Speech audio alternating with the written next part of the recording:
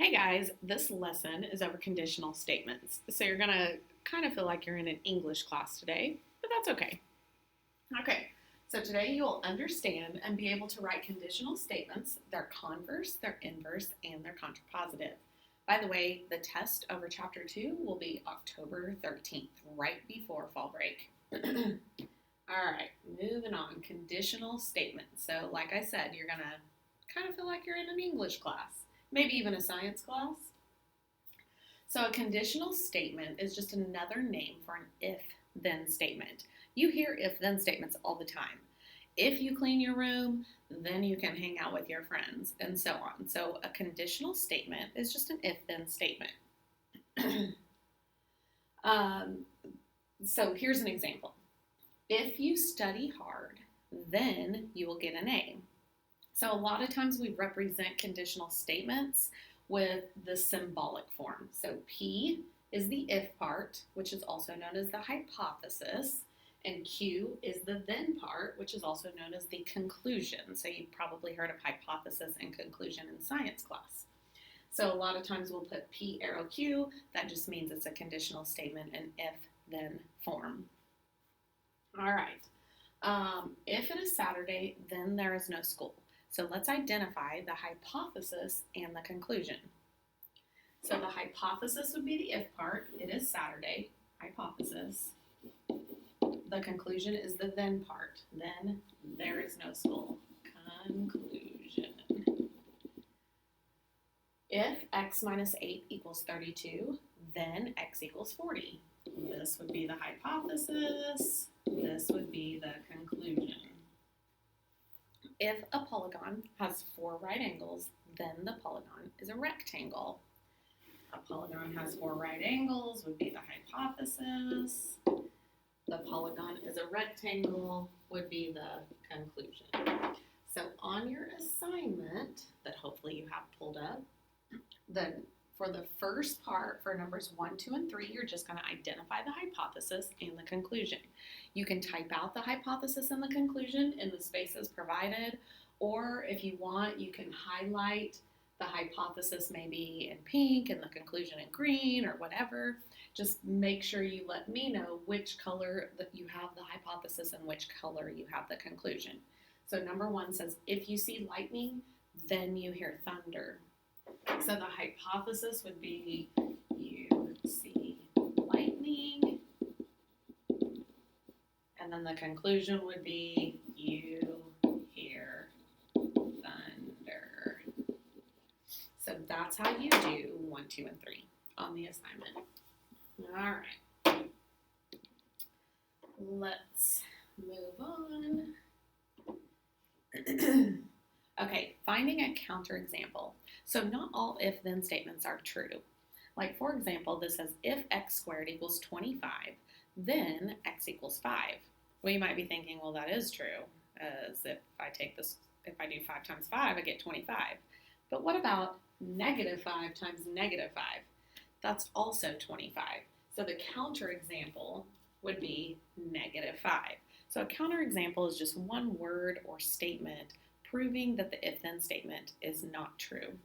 Now you can never change the if part. If x squared equals 25 has to stay. The only thing you're using the counterexample on is the then part, the conclusion part. So for example, if it is a weekend, so if it's a weekend, it has to stay the same. It's going to be a weekend. You can't change that. If it's a weekend, then it's Saturday. Well, what could be a counterexample? Could it be Sunday? So that would be our counterexample. Just a word or a phrase to prove that the if-then statement could be false. Never change the if part, though. It has to stay a weekend. You can't change it to a weekday. Okay? So keep the if part the same. If you live in a country that borders the United States, then you live in Canada. Well, what could be a counterexample? Maybe Mexico. So that's how you do counterexamples. Let's look at your assignment. So on your assignment, show that each conditional is false by finding one counterexample. So again, just a word or a phrase to prove the then part could be false. Like if it is 12 noon, then the sun is shining. So if it is 12 noon, it has to stay the same. You can't change the time. It's noon. Is the sun always shining at noon? What could be a counterexample? What about it's raining? Could be the counterexample. If it's raining outside, the sun may not be shining, right? So that's your counterexample. If a car is full of gas, then it will start. Will a car always start if it's full of gas? What if the starter's broken or the engine's broken or something like that? That would be your counterexample.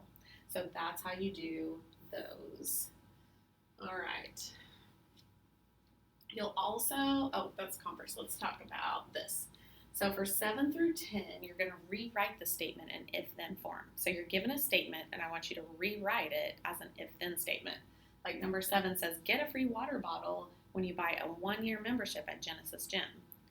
Well, you might say something like, if you get a 1-year membership at Genesis, then you get a free water bottle, or something like that. Everyone at the party receives a gift. Well, if you go to the party, then you get a gift. So just rewrite it as an if-then statement. Number 9 says the intersection of 2 planes is a line. So you might say something like, if 2 planes intersect, then their intersection is a line. Number 10 says collinear points are points that lie on the same line. So you might say something like, if points are collinear, then they lie on the same line. So just rewrite it as an if-then statement. Okay, we're going to talk about converse, inverse, contrapositive, and negations. So if you have an original if-then statement, remember the P's and the Q's, so that's the symbolic form. If it is raining, then it's cloudy. Well, the converse, do you like my Converse shoes? The converse just takes the hypothesis and conclusion and flips them. That's all it does. So my P's and my Q's just flip. If it is cloudy, then it's raining. So the symbols change to Q, then P, instead of P, then Q. So all the converse does is flips it. Okay, let's talk about the negation. The negation is the opposite of something. So like, for example, it is raining. If I want to negate that, I would say it is not raining. What if my original statement says the sun is not shining? The negation would be the sun is shining. So it's the opposite, okay? Which that's going to bring us, and then the symbols, my lights just went off. The symbols, so P, that would be the original, and then the little squiggly in P means it's the negation, not P. Angle 3 measures 90 degrees. The negation, angle 3 does not measure 90 degrees. Angle 3 is not acute. There's my Q. Angle 3 is acute would be my negation, and that's the little squiggly Q. So that's the symbolic form. So that brings us to the inverse and then the contrapositive. So remember, your conditional statement is just if-then. Converse takes the hypothesis and conclusion and just flips it. Inverse goes to the original conditional statement. So the original statement, if it's raining, then it's cloudy. The original statement. You're just not going to negate the hypothesis and negate the conclusion.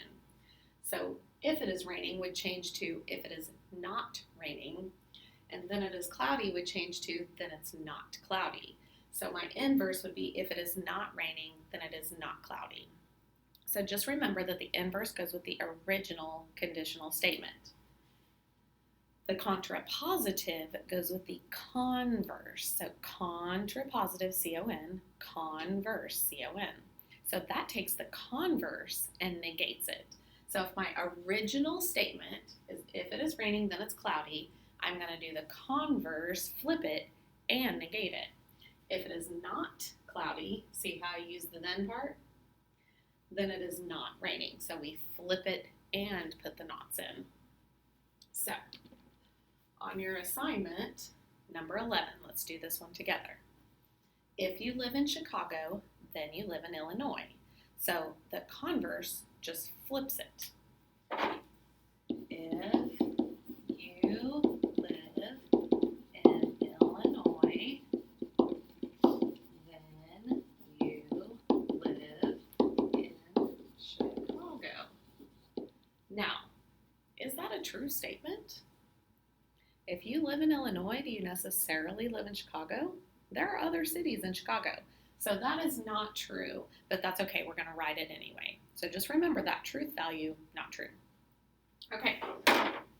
Inverse. Inverse always goes back to the original statement and negates both the hypothesis and the conclusion. So inverse back to the original statement. If you live in Chicago, then you live in Illinois. I'm going to negate that. So if you don't live in Chicago, then you don't live in Illinois. What do you think about the truth value of that? Well, that would also be false, because just because you don't live in Chicago doesn't mean you don't live in Illinois. There's other cities in Illinois, right? Okay, contrapositive. That takes the converse and negates it. So from the original statement, it's the flip, and you add the knots. So contrapositive, flip and knots. If you don't live in Illinois, then you don't live in Chicago. If you don't live in Illinois, then you don't live in Chicago. What do you think about the truth value of that? Well, that would be true. If you don't live in Illinois, you can't live in Chicago, right? The only statement that is always true, if the original statement is true, is the contrapositive. So if the original statement is true, the contrapositive is the only other one that's always true. Now, you might get times where all of them are true, and that's okay. But the contrapositive is always true if the original statement is true.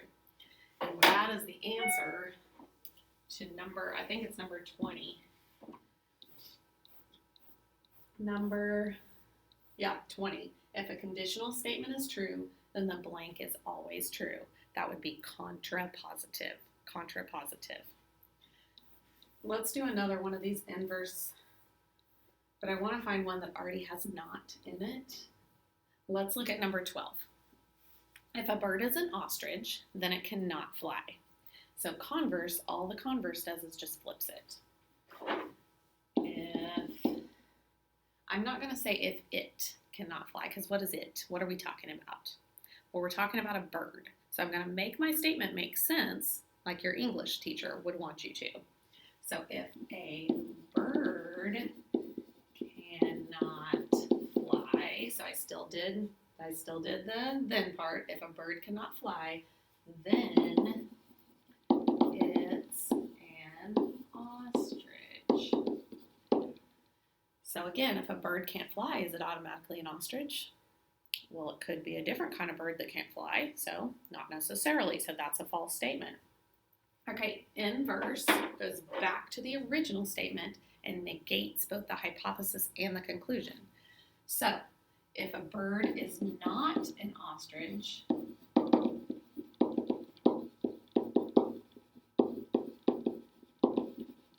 and then the then part says it cannot fly, so if I want to negate that, I would say it can fly. Then it can fly. So no, remember, we negate both the hypothesis and the conclusion.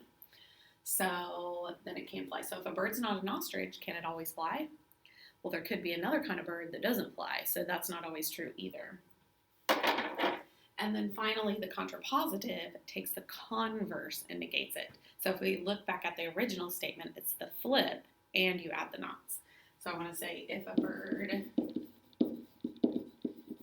can fly, if a bird can fly, then it's not an ostrich.